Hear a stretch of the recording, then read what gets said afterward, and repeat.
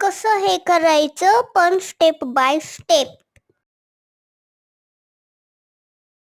Step 1. बिना डीपवाल्या पाण्यात आत जा. बिना डीपवाल्या.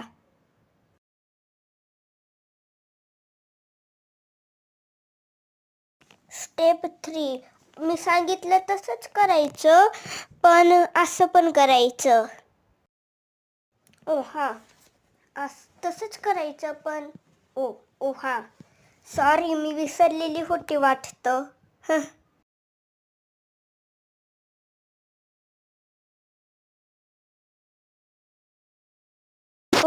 आणि स्टेप 4 असंच करायचं पण पुश करायचं.